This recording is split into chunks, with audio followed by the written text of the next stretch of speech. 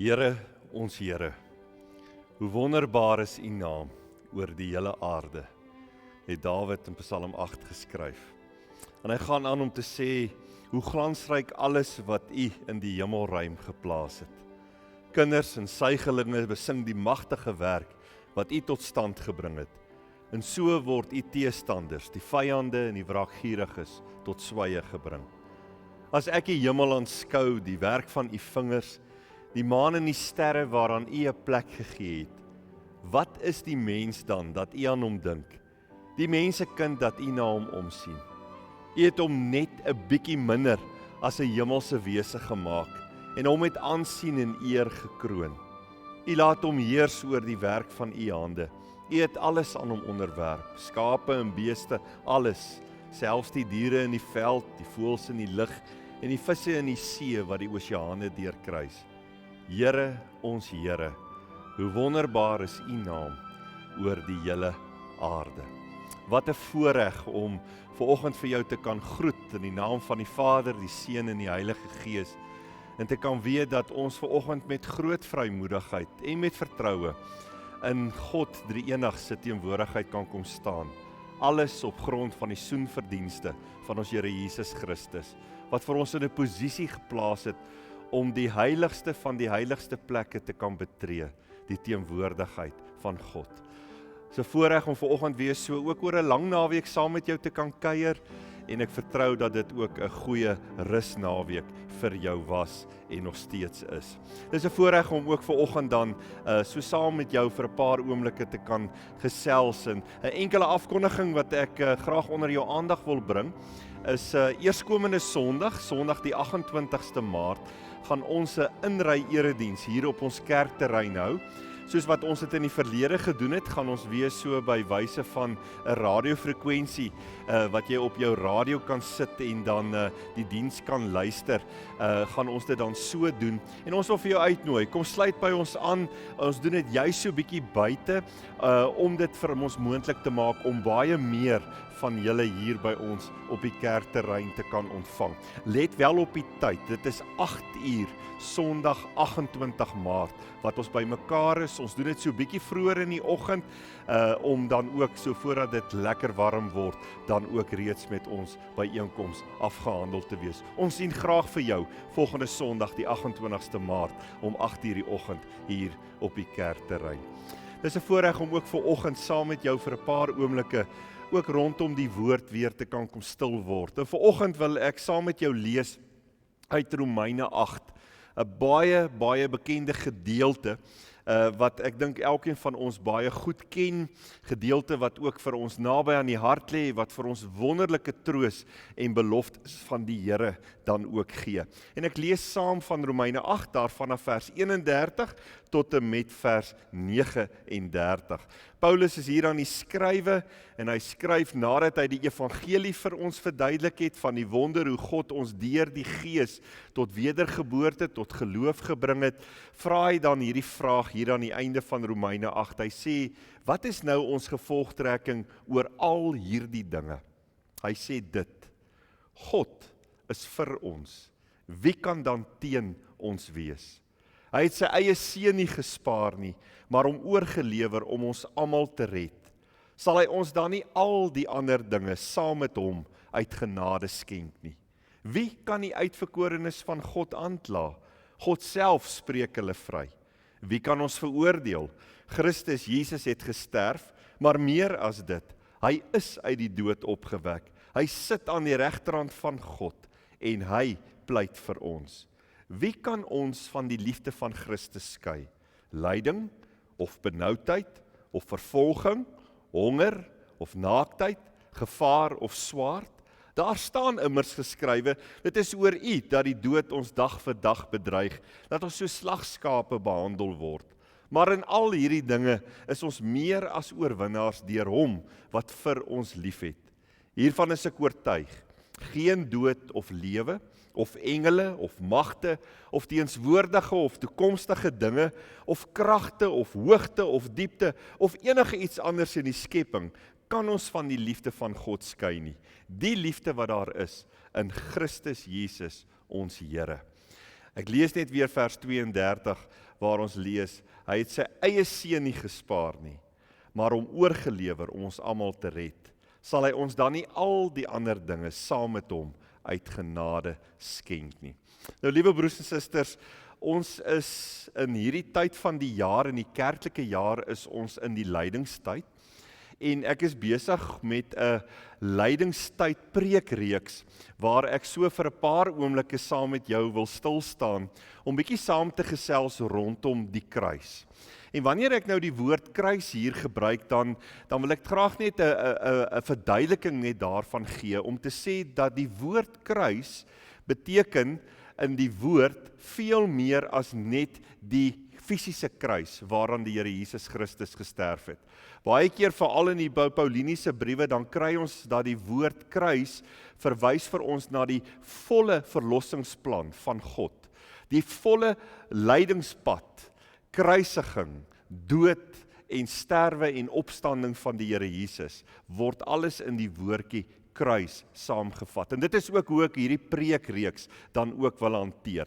Verlede week het ons saam begin gesels so in 'n eerste ronde rondom hierdie tema van die kruis, oor die goddelike noodsaaklikheid van die kruis. Vandag wil ek so 'n bietjie saam met jou gesels rondom die kruis as die bron van elke seëning. DV volgende week wil ek bietjie met jou gesels rondom die hoop en die troos wat ons vind in die kruis. Op Goeie Vrydag wil ek bietjie met jou gesels en kuier rondom 'n wêreld rondom die kruis, om bietjie daardie tema net weer vir 'n slag saam met jou te oordink. En op Opstandingssondag gaan ons praat oor die wonder van die opstanding, om dan vir mekaar te sê dat sonder die opstanding is ons niks. Kom ons gaan net so vir 'n paar oomblikke terug na verlede week se tema, waar ons so vir 'n oomblik gesels het rondom die goddelike noodsaaklikheid vir die kruis.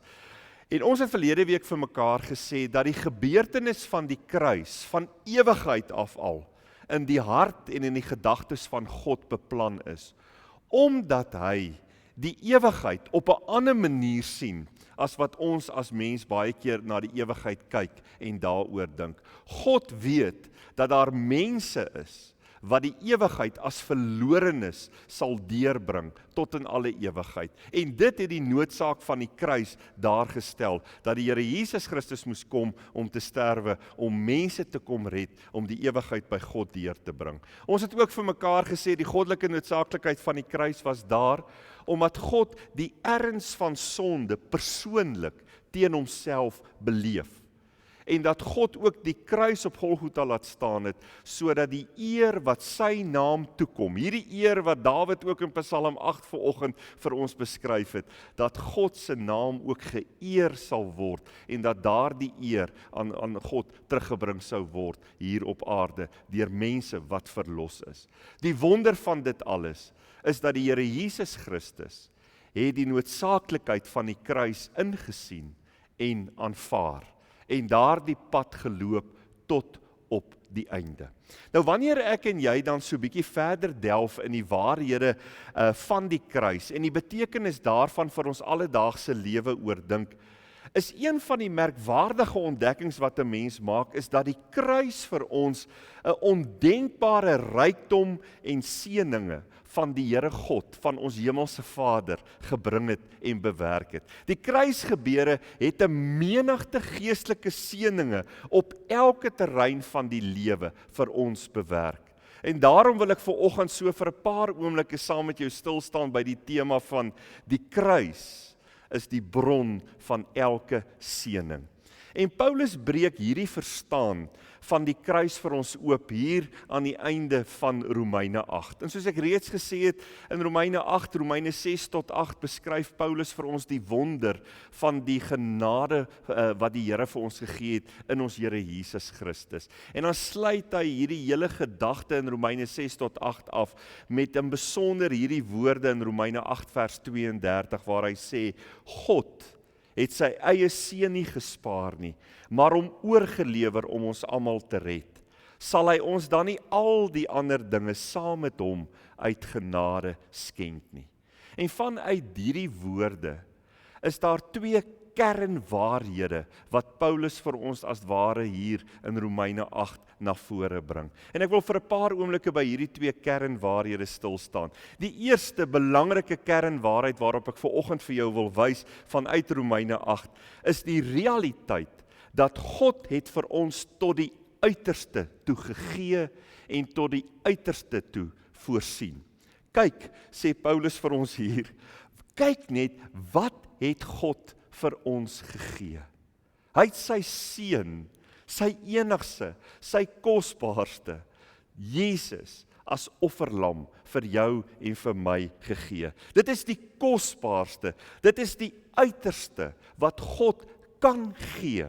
Daar is absoluut niks wat God vir jou en vir my meer kan gee of kon gegee het as Jesus, sy seun nie.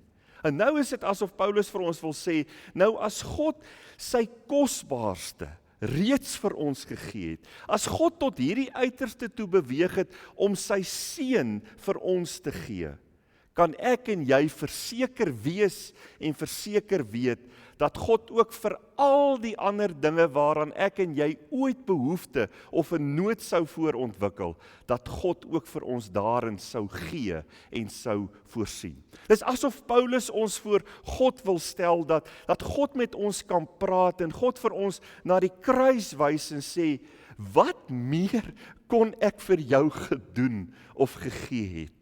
Die kruis omsluit alles. Is die feit dat ek uit vrye wil my geliefde seun vir jou gegee het, nie 'n bewys dat ek ook vir jou in al die ander dinge, wat jy ook vanoggend nood en behoefte aan sou hê, dat ek ook vir jou dit alles saam met my seun sal gee nie.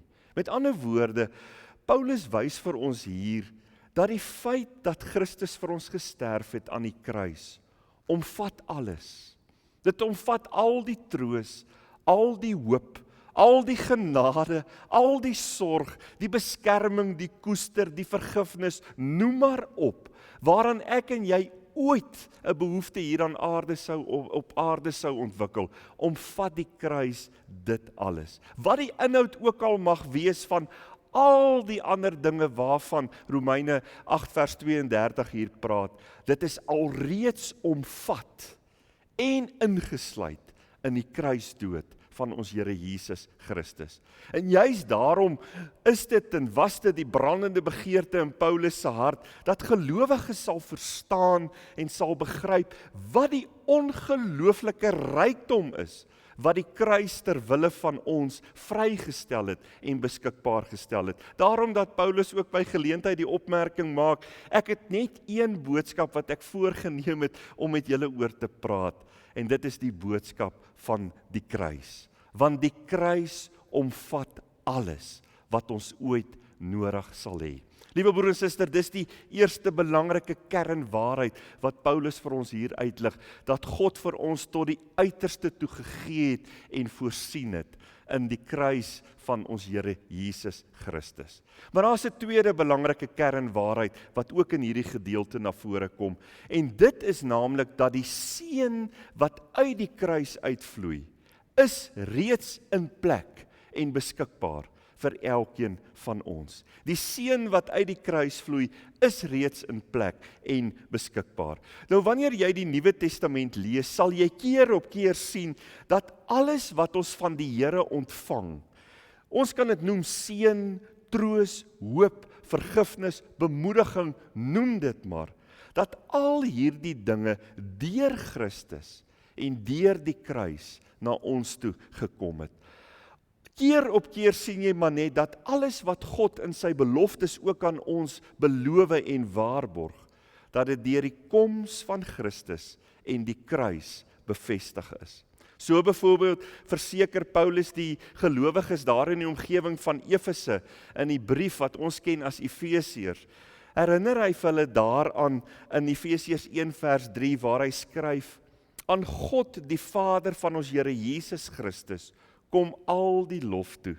Hy het ons in Christus geseën met al die seëninge van die Gees wat daar in die hemel is. Kyk 'n bietjie mooi na wat Paulus hier sê. Hy sê die Here het ons geseën Met ander woorde, ons het dit reeds ontvang. Dit bestaan, dit is beskikbaar, dit is alreeds in plek. Alles wat die Here vir jou en vir my kan doen en wil doen in elke faset van ons lewe is reeds in Christus deur die kruisiging vir jou en vir my beskikbaar gestel. Met ander woorde, God se verlossingsplan in Christus sluit nie net vergifnis in nie, maar ook die ontelbare oorvloedige seëninge van onder andere geregtigheid en heiligheid en sorg en hulp, en so kan ons aangaan om dit te noem. Dit alles is reeds in plek. Johannes het presies dieselfde in gedagte as hy aan sy leerders skryf, en onder andere ook aan jou en my wat dit hier in 2021 lees, waar hy vir hulle herinner in Johannes 1 vers 16, uit sy oorvloed het ons almal genade op genade ontvang. Hy sê hier, uit God se oorvloed het ek en jy ook oorvloed. In verbondenheid met Christus het ons alles wat ons nodig het. Ons het dit. God het dit alles klaar, alreeds voorsien vir jou en vir my. Ag, en liewe broer en suster, liewe vriend en vriendin, as ons baie eerlik is, dan moet ons vir mekaar sê dat ons so deur die lewe gaan en dikwels so dink dat ek kom nog iets kort. So baie keer dink ons, maar ek kort nog soveel. Maar eintlik is ons probleem 'n verstaansprobleem. Ons begryp nie die volle waarheid dat die Here werklik alles bewerkstellig het wat ons nodig het in ons lewe nie. En dink net wat 'n teleurstelling dit vir God moet wees wanneer ek en jy dit nie verstaan nie, en wanneer ons dit nie begryp dat hy alreeds alles vir ons gegee het wat ons nodig het, en ons gaan aan in ons lewe hier op aarde asof ons soveel dinge aan kort en nog steeds in ons lewe nodig het. Ek dink 'n film wat vir my ietsie hiervan vertel, is die film wat bekend staan as Castaway. Tom Hanks is die akteur wat die hoofkarakter in hierdie film speel, Castaway. En dit gaan oor hierdie FedEx agent wat in 'n noodlanding met 'n vliegtuig uiteindelik op 'n eiland uitspoel en vir meer as 'n jaar op daardie eiland moet oorleef. En waar hy uitspoel op hierdie eiland, spoel daar onder andere ook 'n FedEx pakkie saam met hom uit. En in hierdie stryd om op hierdie eiland te oorleef, bewaar hy hierdie FedEx pakkie na die beste van sy vermoë, omdat dit deel is van sy taak en sy werk hier op aarde. En dan wys die film vir jou hoe hy vir 'n jaar lank worstel, hoe daar ander vliegtye oorvlieg en partykeer hy vuur probeer maak om hulle aandag te kry. Maar na ongeveer 'n jaar word hy van hierdie eiland af gered. En wanneer hy herstel het, dan neem hy uiteindelik hierdie pakkie wat hy saam met hom op die eiland uitgespoel het, wat hy so mooi bewaar het, neem hy dit uiteindelik na die regmatige eienaars toe. En wanneer hy daardie pakkie oorhandig aan die eienaars, dan vra hy vir hulle net uit nuuskierigheid dat hulle asseblief net die pakkie sal oopmaak, want hy wil baie graag sien wat is dit wat hy daar in daardie oorlewingsstryd op die eiland vir 'n jaar lank bewaar het. En wanneer die mense daardie pakkie oopmaak, dan vind jy binne in daardie pakkie 2 goed, 'n flare gun en 'n satelliettelefoon. En dan sien jy hierdie man se uitdrukking, dat hy het alles wat hy nodig gehad het om van daardie eiland te kon afkom, het hy reeds by hom gehad. Maar hy het vir 'n jaar lank in die diepste armoede geleef. En liewe broer en suster, dis wat ek glo ook baie keer met ons gebeur, dat alles wat ons nodig het om te lewe en die Here te dien, is tot ons beskikking, voluit, oorlopends toe vol, maar ons leef vanuit die grootste armoede hier op aarde. Dis ook waarna Petrus verwys, wanneer hy in 2 Petrus 1 vers 2 tot 3 aan die gelowiges skryf, en hy sê, mag daar vir julle genade en vrede en oorvloed wees, deur julle kennis van God en van Jesus ons Here. Sy goddelike krag het ons alles geskenk, wat ons nodig het om te lewe en hom te dien. Dit kom deurdat ons hom ken, wat ons geroep het, deur sy heerlikheid en mag. Petrus sê hier, uit genade, uit God se onverdiende voorsiening aan ons, het hy ons alles geskenk wat ons nodig het om te lewe en hom te dien. God het alreeds alles voorsien wat ons nodig het om te kan lewe en God te kan dien in en deur die kruis van ons Here Jesus Christus. 2 groot kernwaarhede wat ek vanoggend net vir jou wil uitwys. En die vraag is vanoggend, liewe broer en suster, wat beteken dit vir jou en vir my? Dat ons vanoggend herinner word of dalk ietsie leer van dat God het vir ons tot die uiterste toe gegee en voorsien. En die rykdom van die seëninge wat uit die kruis uitvloei, dat daardie seëninge reeds in plek en beskikbaar is vir jou en vir my, soos wat ons vanoggend ook na hierdie boodskap luister. En hier rondom, liewe broer en suster, glo ek is daar troos en bemoediging wat vanuit hierdie 2 kernwaarhede na ons vloei. En daar's 3 stukkies troos wat ek vanoggend net so vir 'n oomblik saam met jou wil ophou. Die eerste stuk troos en bemoediging wat ons vind in hierdie 2 kernwaarhede is dat God het volkome voorsiening gemaak vir elke nood en behoefte in elke faset van ons lewe. Liewe broer en suster, liewe vriend en vriendin, ons kan weet dat God het ook voorsiening gemaak vir al die ander dinge wat elke omstandigheid van ons lewe insluit en omsluit. Selfs al is dit hoe pynlik. En Paulus beskryf vir ons in verse 35 en 39 pynlike omstandighede, dinge soos honger en benoudheid en vervolging en gevaar en swaard. En die wonder is dat God ook reeds vir daardie omstandighede voorsiening voorgemaak het, dat hy daardie voorsiening reeds in plek is. En hoe kan ek en jy dit weet dat dit so is? Paulus sê, kyk maar net na die kruis. Want die kruis van ons Here Jesus Christus is die waarborg daarvan. Selfs in ons donkerste uur kan ons weet dat God ons alles geskenk het en alreeds alles voorsien het wat ons ooit in daardie beproewing sal nodig hê. En dit geld vir alles wat ons sal nodig hê in elke faset van ons lewe. Het sy dit in ons huwelikslewe, in ons gesinslewe, in ons vriendskapsverhoudinge, in die werksplek, in watter omstandighede jy ook al mag wees. God het volkome voorsiening gemaak vir elke nood en behoefte in elke faset van ons lewe. Kan ek vanoggend vir jou vra, wat is dit wat vanoggend vir jou 'n beproewing, 'n pyn, 'n seer, 'n spanningsplek, 'n behoefteplek is? Wat is hierdie dinge wat vanoggend in jou lewe lê, wat hierdie goed veroorsaak in jou lewe?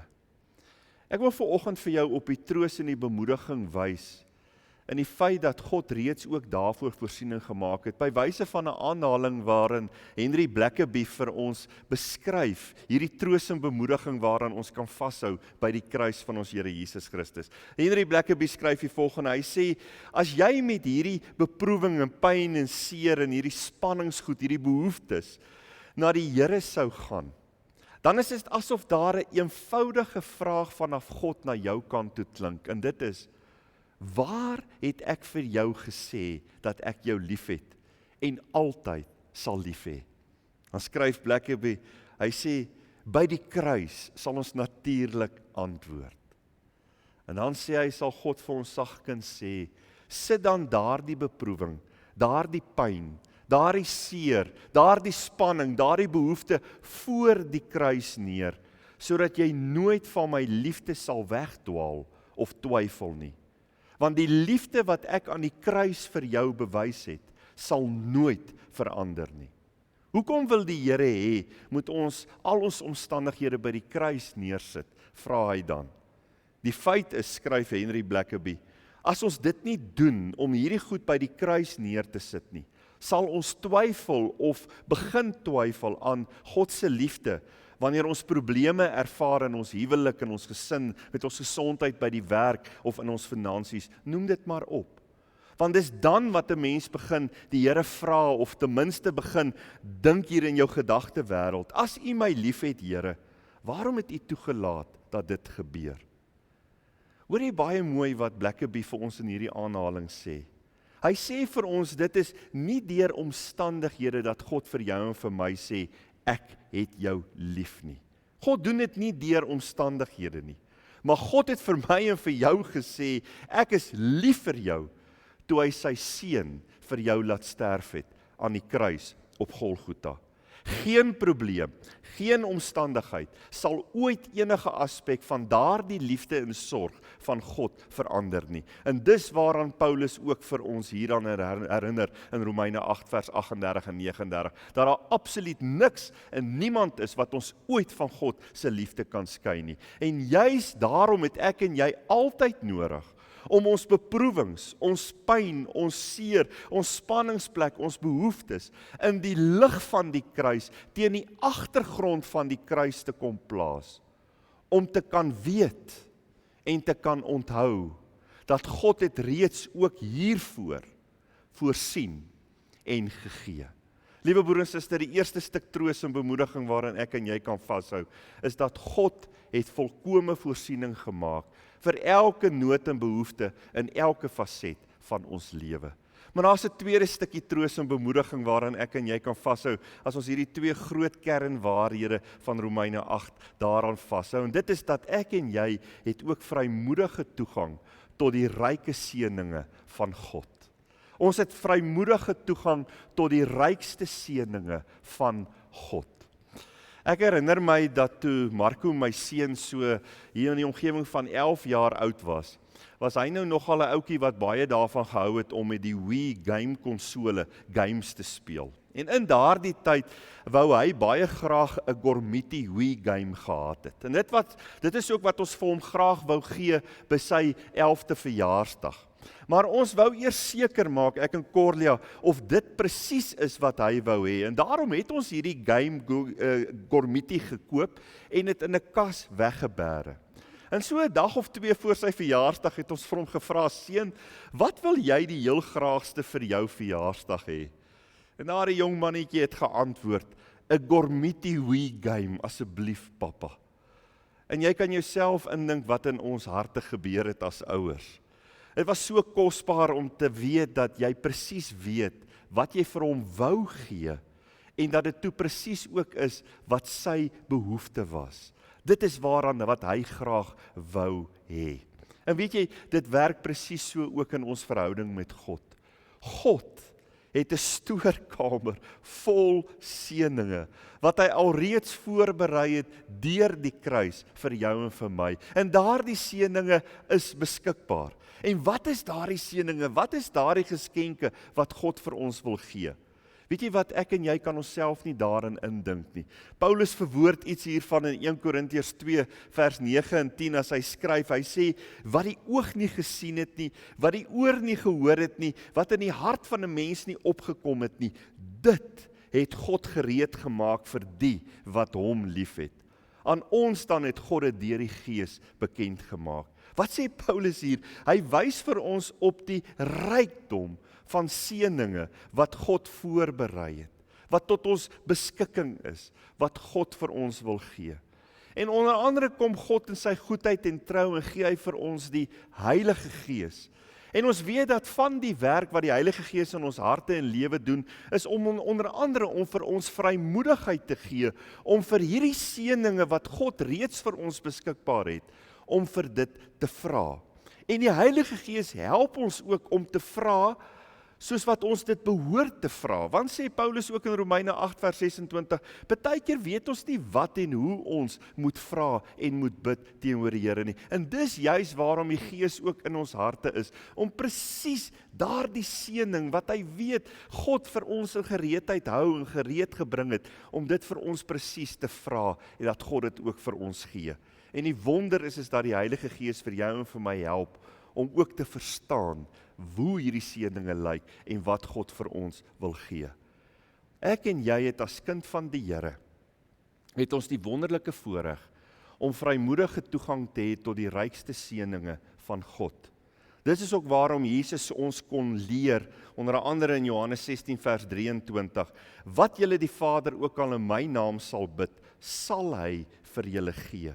Jesus kon hierdie heerlike belofte vir ons maak, omdat die seëninge wat ons met die hulp van die Heilige Gees dan nou vra en in sy naam vra, daardie seëninge is reeds voorberei. Dit is gereed om uitgedeel te word aan jou en my. Liewe broer en suster, 'n heerlike stukkie troos en bemoediging, dat ons vrye toegang het tot die rykste seëninge van God, wat God reeds vir ons voorberei het en so graag wil gee. Maar daar's 'n derde stukkie troos en bemoediging, liewe broer en suster, en dit is dat ek en jy het op grond van die kruis en dit wat daar gebeur het ons ook vrymoedige toegang tot die heilige teenwoordigheid van God. Ons het vrymoedige toegang tot die heilige teenwoordigheid van God. As gevolg van die kruis het ons nou deur die bloed van Jesus vrye toegang tot die heiligdom, skryf die Hebreërskrywer vir ons in Hebreërs 10 vers 19. Deur die Gees kan ek en jy nou die teenwoordigheid van die Here beleef en ervaar, onder andere so aanlyn in 'n diens soos hierdie, maar ons kan dit ook intree in gebed. Trouwens, ons word aangemoedig om sonder versuim en huiwering presies dit te doen. Die Hebreërskrywer skryf dit in Hebreërs 4 vers 16. Hy sê, kom ons gaan dan met vrymoedigheid na die genade troon toe, sodat ons barmhartigheid en genade ontvang en so op die regte tyd gered kan word. Hoe wonderlik! Die Here gee aan ons die groen lig om die heiligste plek wat daar bestaan, om daar die heiligste plek te kan betree, sy heilige teenwoordigheid.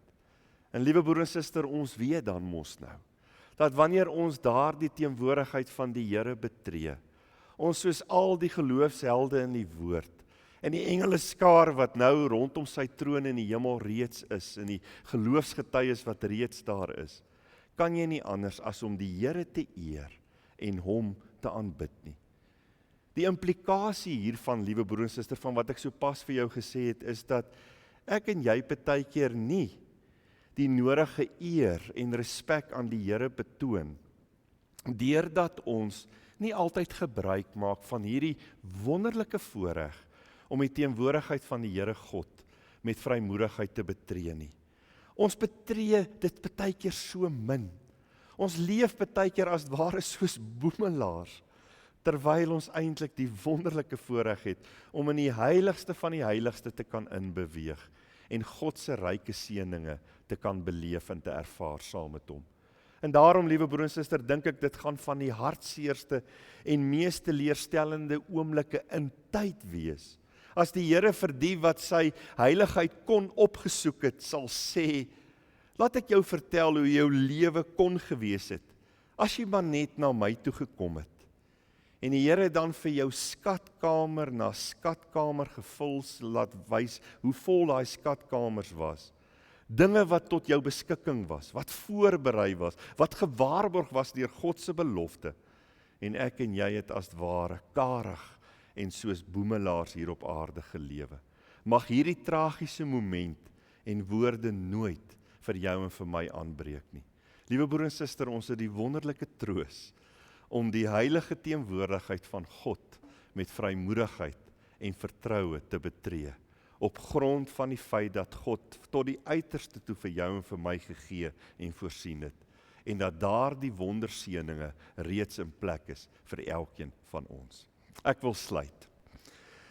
Wat is nou ons gevolgtrekking oor al hierdie dinge? Dit, God is vir ons. Wie kan dan teen ons wees? Want hy het sy eie seun nie gespaar nie, maar hom oorgelewer om ons almal te red. Sal hy ons dan nie al die ander dinge saam met hom uit genade skenk nie? Liewe broer en suster, die kruis is die bron van elke seëning. En hierdie seëninge is reeds in plek en beskikbaar vir jou en vir my. Seëninge wat troos en hoop in ons hart ook vanoggend wil bewerk, om vir ons net weer te verseker dat God het volkome voorsiening gemaak vir elke behoefte in elke faset van ons lewe. En hierdie seëninge, liewe broer en suster, is beskikbaar vir jou en vir my om met vrymoedigheid in ontvangs te kan neem. En 'n seëninge wat vir ons onder andere ook vrymoedige toegang gee tot die heilige teenwoordigheid van die drie-enige God. Mag hierdie wonder van die seëninge wat uit die kruis vloei, vanoggend sommer net weer vir jou nuut en vars na vore klink, maar ook vir jou bemoedig, vir jou troos en daardie hoop gee, waaraan jy in hierdie oggenduur behoefte aan het. Kom dan bid ek saam met jou. Hemelse Vader, baie dankie dat ons mag weet dat U ons Vader is in en deur ons Here Jesus Christus. En U is 'n goeie Vader. U is die Here God wat goed is, wat getrou is, ja tot in alle ewigheid. En dankie dat U op 'n kosbare manier deur die kruis van ons Here Jesus Christus vir ons tot die uiterste toe gegee het en voorsien het. En dankie dat die kruis vir ons as 'n waarborg staan, dat elke dingetjie waaraan ons ooit as mens hier op aarde behoefte of nood aan sou hê, dat U ook daarin sal voorsien, omdat U tot die uiterste toe aan die kruis vir ons voorsien het. Here, mag daardie troos en hoop lewe in ons harte en verhoudinge bring. Dankie Here dat ons ook mag weet dat dit nie dinge is wat eendag eers iewers na ons kant toe sal kom nie, maar dat dit nou reeds ryklik tot ons beskikking is. En daarom Here, gee ook vir ons die vrymoedigheid, om met vrymoedigheid en vertroue deur die Gees en in gebed, in ons liefde met U, in ons verhouding met U, ook U teenwoordigheid te betree, daardie seëninge te ontvang en op te neem, en Here, U teenwoordigheid net te betree om U te aanbid vir wie U is en vir wat U vir ons gedoen het. Ag Here, mag ons die wonder van die seëninge wat uit die kruis vloei, mag dit vir ons nuwe hoop en nuwe lewe en entoesiasme en motivering in hierdie lewe bring. Baie dankie dat ons onsself afhanklik van U kan stel. Here, ons dra elkeen van ons gesinne in die gemeente aan U op, ons huweliksverhoudinge, ons ouer-kind verhoudinge, Here, ons verhoudinge met vriend en familie. Here, dat U ook so in ons harte en lewens sal werk en vir ons sal vul met U liefde.